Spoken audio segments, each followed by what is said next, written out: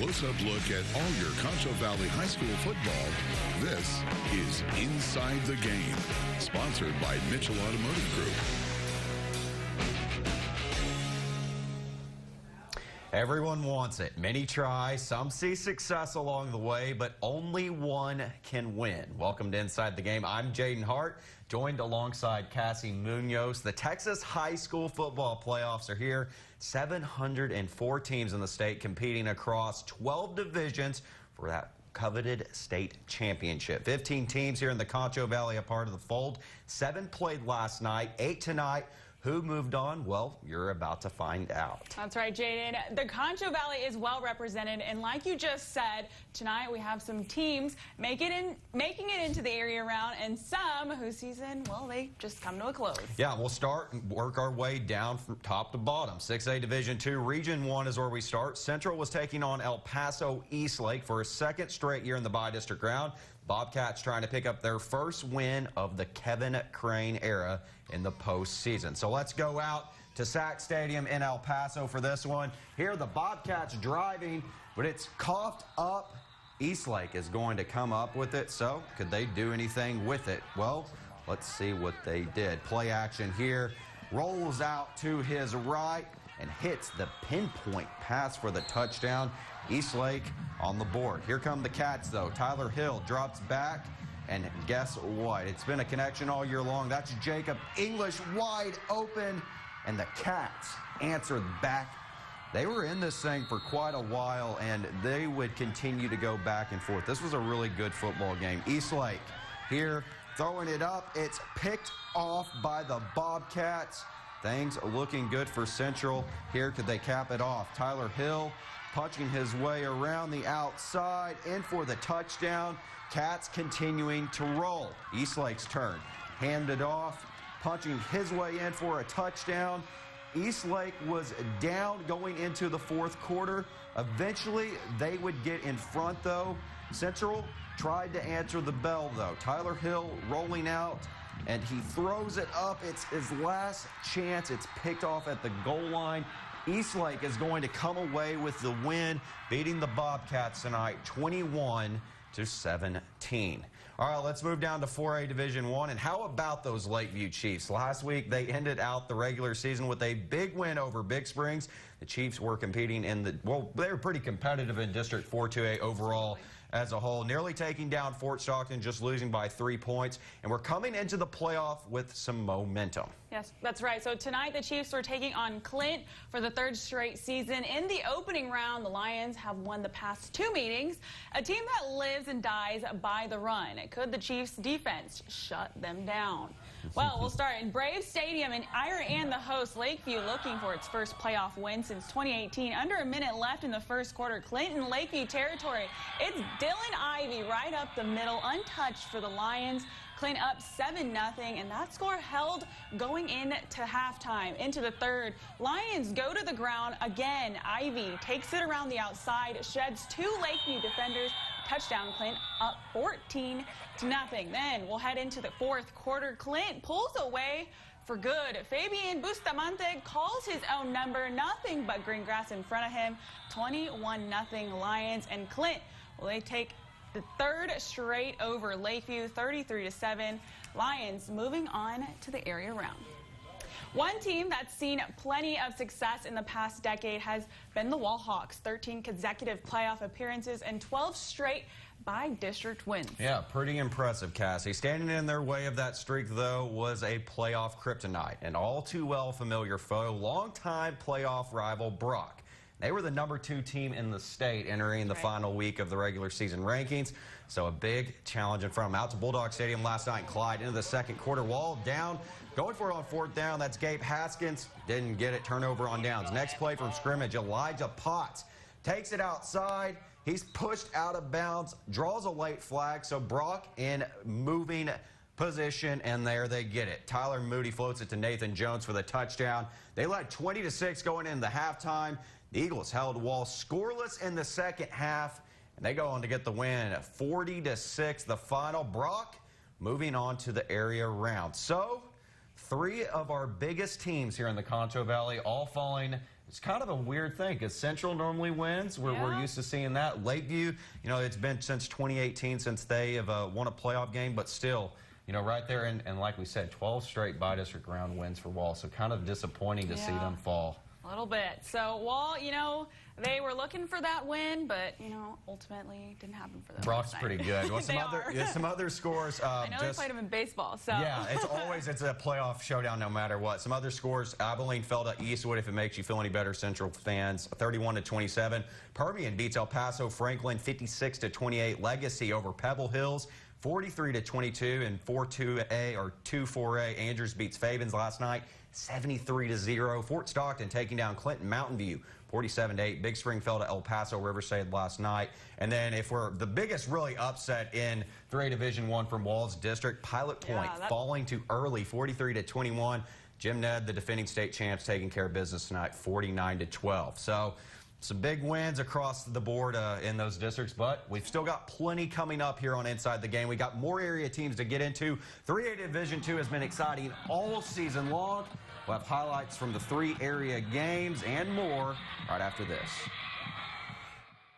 The reason why I got into sports in the first place was because of the community it brings. It just makes it that much better being here in Texas because of how much we Texans love our sports.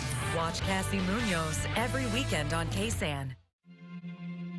We all come together and stand together to serve our veterans. We invest in the latest technology. We take the time to train the next generation of doctors and nurses. We work together to make sure we heal their bodies and their minds. This is our mission. More than 300,000 of us working as one, together with families and loved ones. No matter where they live in this country, we'll be there. We stand strong, united. Stand with us in caring for our veterans. St. Jude is your security blanket. The support is always there. And the staff becomes family. Coming here and receiving treatment that was life-saving for our child, of no cost to us, was a huge weight lifted. That was God placing people in the right place at the right time to make sure Ashton is okay, to be here and live the rest of her life.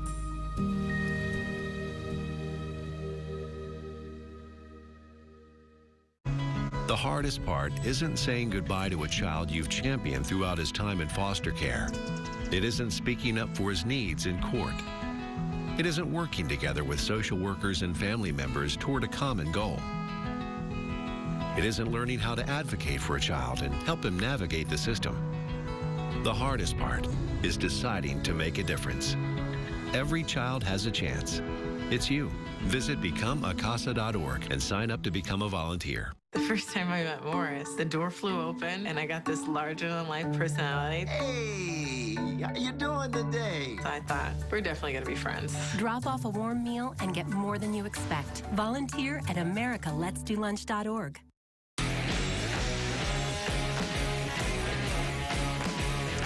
Back before we went to break, we said 3A Division II was one of the most exciting districts in the Concho Valley this season. Grape Creek, Sonora, and Brady all finishing as tri-district champs. Yeah, you mentioned Grape Creek. The Eagles were making their first playoff appearance since 2017. Tonight, they were in Big Lake taking on Alpine. All right, so we'll get into those highlights. Eagles going for their first playoff win in school history. In the first, designed quarterback keeper, that's Jaden Cabana, who takes it to the outside and is in for the game's first score. Into the second quarter, off a Bucks turnover, Dalton Dillon buries his head into the end zone. Eagles down 1 after the missed PAT.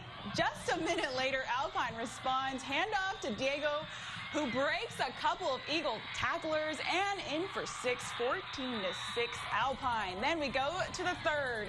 It's now 20-6, but here comes Grape Creek. Braden Wright in from 4 yards out, 20-14 after the 2-point conversion. In the fourth, Grape Creek with a one final chance, but the pass just out of reach for Colton Allen. Alpine adds another score late, 27-14, the final. Yeah, all right, let's go to Sonora and Odessa Compass last night out at San Angelo Stadium. Broncos looking for their first playoff win since 2017. This one, folks, would come pretty easily. Special teams doing it from the start. Jackson Carroll getting the recovery in the end zone, 8-0. Broncos, and man, the scoring was just getting started. First time on offense for the Broncos. It's Jaime Butcher on to Carroll, and he takes it in for his second score of the game. Like I said, ladies and gentlemen, the scoring is just getting started, so continue to stick around with us. How about the hat trick for Carroll? Making it a third touchdown and doing it really in several different ways. 2 on special teams. He returned that punt for a touchdown, and the Broncos win big. Look at this final score, 79-8 over Odessa Compass. Here's head coach Blake Weston on the Broncos win. You know, we've talked about it all year, district championship being one, but a playoff win was our second goal, and this compounded being 1-0 every week. So it's huge for this group of kids. We needed this game to get the jitters out for our first playoff game, and next week we'll be ready to go. Man, it means a lot. It's been a while since we've had one of those, so it's going to let it soak in tonight, I guess. We came into this game thinking it was just another game. We didn't let up just because, I mean, we were putting up points or whatever. We just kept the mindset that it's still a 0-0 game. We still need to keep pushing. This update is sponsored by Bug Express. All right, another team from that district, Ballinger, taking on Crane tonight out at San Angelo Stadium. No score. Check out this play by Ballinger. That's Zach Canadian, who scoops it off the strip and takes it in for the first score of the game. Ballinger up 7-0. Next, Golden Crane's possession. They answer back. It's Jackson Willis, the long run quarterback keeper, for a 7-6 score, but Ballinger's still up. Ballinger would respond in the very next position. This is Nathan McDuffie. Takes hands up the middle. Bye-bye. Bearcat touchdown, 14-6. Crane's coming right back at him. Look at this pass. Downfield, it's Payson Smith who takes it in for the Golden Crane touchdown, getting brought down in the end zone. They would tie it up here after a good 2-point conversion, and this thing was close. It ended up being just a 1-point game. The Bearcats coming away with the win, 35-34. All right, so what stands in line for 3A Division II? Well, Brady was the last team playing. We mentioned them earlier. They dominated Anthony tonight on the road at Walton Field over there in Kermit. 57-14 the final, and line ahead for Sonora. They get Canadian, a team that is a powerhouse out of the Panhandle. They barely squeaked by, though, tonight, beating Idalou 37-34. Probably the biggest upset of the night last night. Let me rephrase that. Stanton beat number 3 Childress. That's who Brady would have been playing. And the Bulldogs might have dodged a bullet because Stanton might have played their best game of the year. And now Brady will be taking on Stanton in the next round. We know the details of that one instead of a TBA. Well, we know that we'll be in Wall at 7 p.m. on Friday. As for Ballinger, kind of a close-by team. They're going to be playing Abernathy in the next round. And really, the contenders in that region, it looks like it could be up for anyone, really, at this point. Canadian obviously kind of pokes out as the favorite just because of their pedigree.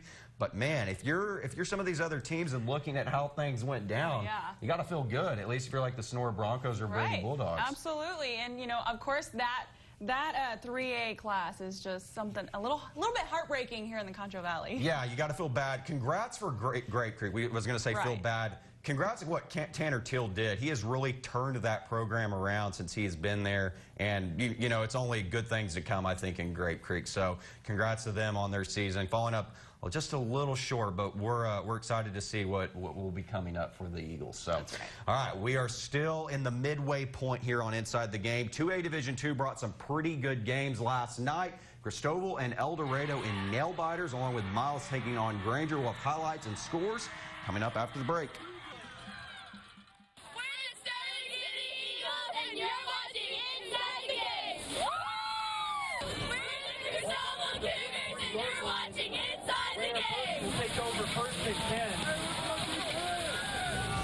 This update is sponsored by Bug Express. Food King and Concho Valley Homepage would like to make your Thanksgiving a lot easier this year with the Turkey Day giveaway. Go to ConchoValleyHomepage.com/contest and enter before November 16th for your chance to win $250 for your Thanksgiving. The Turkey Day giveaway is sponsored by Food King. I don't remember how it started. Go to that. Our back and forth. it always came back. Dad! You probably don't remember what you told me, That was perfect. but I heard every word.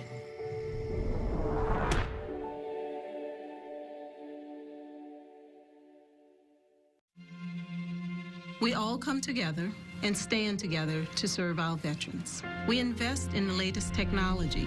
We take the time to train the next generation of doctors and nurses. We work together to make sure we heal their bodies and their minds. This is our mission. More than 300,000 of us working as one, together with families and loved ones. No matter where they live in this country, we'll be there. We stand strong, united. Stand with us in caring for our veterans. Boys and Girls Clubs are providing millions of meals to communities, childcare to first responders, and virtual programming. We're doing whatever it takes to help families get through this crisis, but we can't do this alone. Visit bgca.org/relief fund.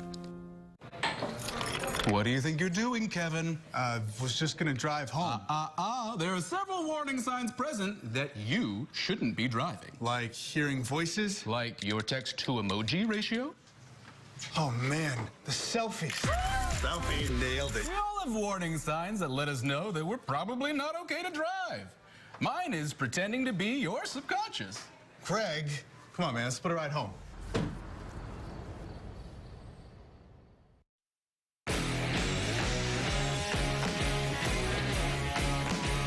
2A Division II had some pretty crazy finishes last night, both in the Hill Country, within a little bit of a 30-mile radius of one another. The district champs is where we will start from 14 2A Division II. Christoval, they got the short end of the stick for their bi-district round matchup. The Cougars had to face Burton, a team that should have been a 1 seed.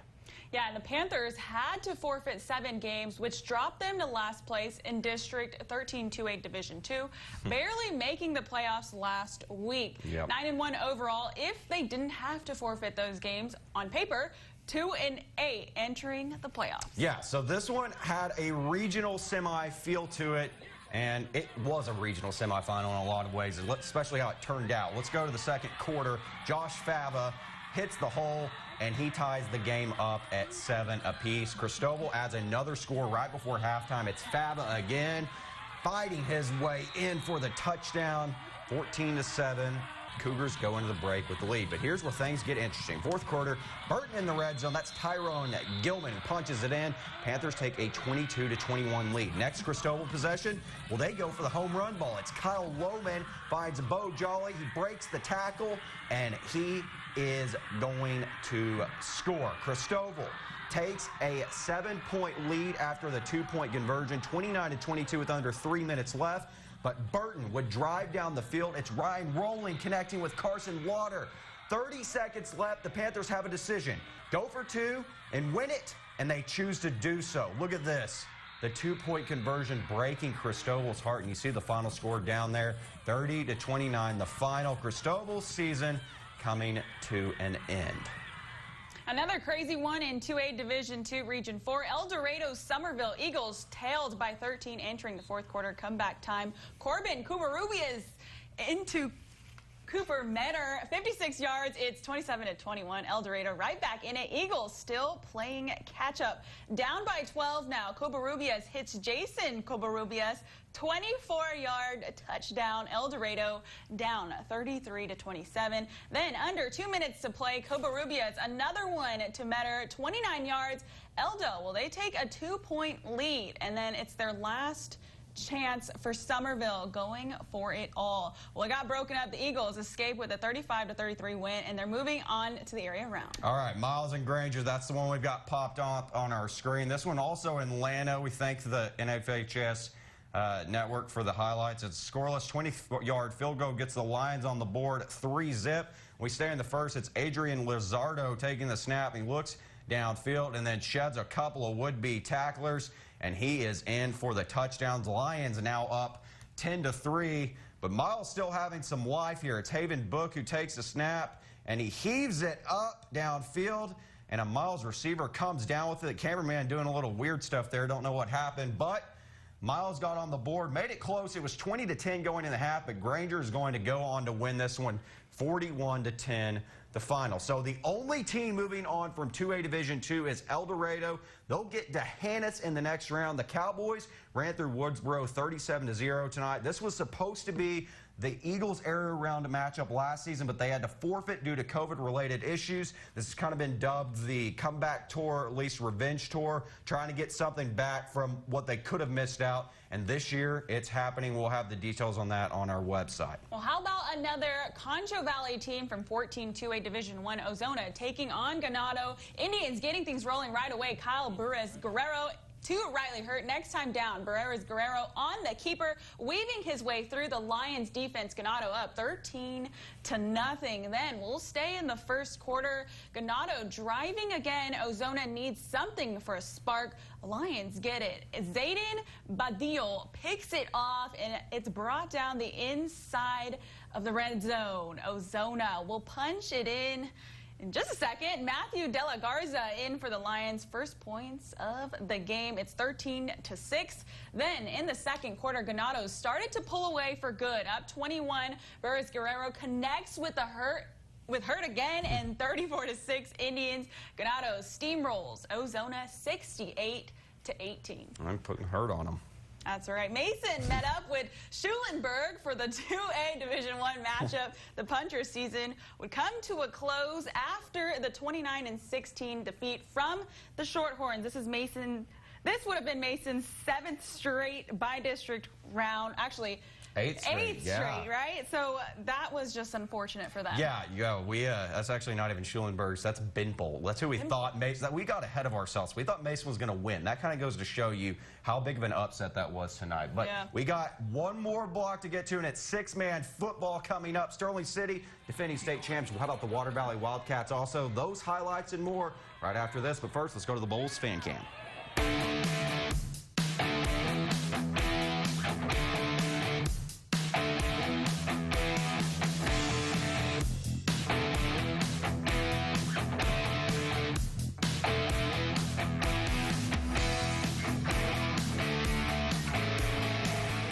Inside the Game is provided by Double Dave's Pizza Works. On a suspicious Fansville by Dr. Pepper. Howdy, Logan. Wonder if you can help me out with something. Sure, Sheriff. Looking for a couple of goalposts. Went missing after the big win last night. What? That's awful. Who would steal a goalpost? Say, that is a nice new swing set you got there. Oh, this old thing makes the boy happy, I guess. Interesting design. Oh, yeah, it's Scandinavian. You know what? You should check the streakers across the street. They have a very suspicious new antenna. Thanks for the tip. Anytime, Sheriff. Dr. Pepper, the one fans deserve. She said she wasn't hungry. She only wanted a bite. But this isn't just a patty melt. This is a Whataburger patty melt. Good thing she's your other all-time favorite. Good thing there's the patty melt at Whataburger.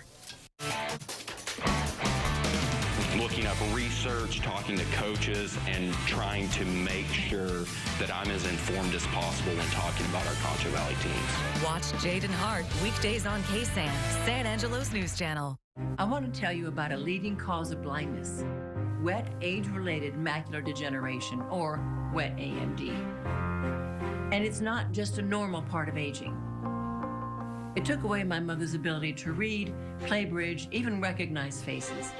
As her vision slipped away, so did her independence. But now, there are treatments that weren't available to my mom. To learn more about symptoms and treatment options, visit looktoyourfuture.com. Matthew. I know that a lot of times, Mom, it might not seem like I'm listening to you, but I am.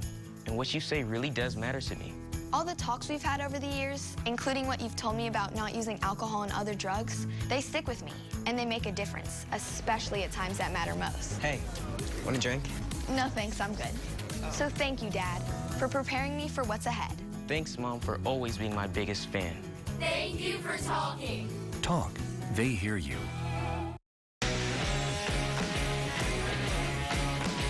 All right, time for some 6-man football. And where else do we start but with the defending Division I state champ Sterling City Eagles? Last night, they were taking on Hermleigh, starting their title defense. And we have a rematch of last year's by-district round. 7th-ranked Eagles, 9th-ranked Cardinals. They were well, it was a pretty good game. Let's just start things here. Sterling City up 8-0. Jonathan Digby with the deep ball. He finds open Zan Naliginger. Man, I hope I said his name right. I always mess those up. Hermley on the board, down 8-6. And then look at this. It's Cass Johnson. Little guy with big speed. Touchdown for the Eagles. They take a 16-6 lead, and still in the second, it's Digby to Natchlinger again. That time I got it right. He trots in for the touchdown, 16-14. That'd be as close as Hermley's going to get. Sterling City gets the win, 56-42. So who do the Eagles get next? They were looking like they were going to get rival Garden City. That's not the case. Van Horn beat them by 1 point last night. So Sterling City and Van Horn meet in the area round over in Region 2. Well, now over to another 1A powerhouse in the Concho Valley. That's right. It's the Water Valley Wildcats, a team, well, who are consistent in the playoffs, and this season was no different. Ending the regular season 10-0, but there is still more football to be played. Let's see how they fared in the bi-district round. Water Valley meeting up with Gorman and Bront. We'll pick things up in the first quarter. Cats out 7-0. Connor Glass takes the snap and tosses it to Talon Hayes, who jumps over a Gorman defender and takes it in for the score. It's 14-0. Then Gorman trying to respond, but defense turns into offense. Nathan Treadaway runs away with that one to put Water Valley up 22-0. Then we'll stay in the first with under 1:30 left. Glass finds Cannon Weiss in the backfield, and he takes it in for another Water Valley touchdown. It's 36-0. And then we'll just keep it in the first. Gorman looking to do something, but the Wildcats have something else in mind. We will see defense turn into offense once again. Treadaway recovers the ball here, and he takes it into the end zone. It's 42-0, and now we're in the second. Finally, these Wildcats aren't done. Weiss finds a clear path, and he goes untouched to score. Water Valley would win in mercy rule fashion, 58-0. Well, how about the Erie County Hornets taking on last year's state runner-up May? They fell to Sterling City. We all know the May Tigers. Well, here they get on the board. They were already up, and they make it 14-6 with the touchdown. Erie County would answer back, though. It's Trevin Copel, hits Jordan Harrison over the middle, puts on the truck stick, and Harrison hits the corner of the end zone. Hornets only down 2 points here in the first quarter. May's turn. Damian Salinas gets the screen, rounds the corner, free space in front of him. May extends the lead at 22-12, and on the ensuing kickoff, though, Erie County would continue to make this thing interesting. Why not? Just Jordan Harrison showing off his athleticism, recovering it, and then just taking off with a clear path touchdown. However, Erie County, while they hung around for a while, did not hang around for too much longer. May wins 68-20. So what does that mean for the next round? Water Valley will get Lomita in the area round next week. Time, day, and location still to be determined. That's right, and Jaden. The other team that we had in the area was Blackwell-Balmorhea. Balmorhea dominated not Water Valley. We have Water Valley on the screen. Dominated Blackwell tonight. 60-14. Yep, Cassie got you right there. And it's 6-man. We're all hoping, at least, I mean, we are, for the Sterling City Water Valley State Championship. And Sterling City now has a bit of an easier matchup, we would think, on paper with Van Horn. If they win, they'll get either Westbrook or Rankin. We know that this past history with those two, and maybe Sterling City makes it out of that side of the bracket. Water Valley has a tough region. May won their game, and Jonesboro won their game, which means those two face off next week, 1 against 2. So that's going to be fun. And 5 teams are still left. Sonora, Brady, El Dorado, man, I'm struggling. Yeah, Sterling City, Brady, Water Valley. Yep, the 5 left. Okay, so this is the final Inside the Game of the season. We want to thank the people in the back that make this show look good, make me look somewhat decent on TV. Cassie has been doing live shots all year long. It's been fun. And tracking down coaches. Yeah, we've really enjoyed spending Friday nights with you guys, and continue to watch us because we're going to keep up with the 5 teams we have left. It'll just be during the newscast at 10. So for that, signing off for the final time on Inside the Game. We'll see you guys later on in the high school football season. Inside the Game is sponsored by Mitchell Automotive Group.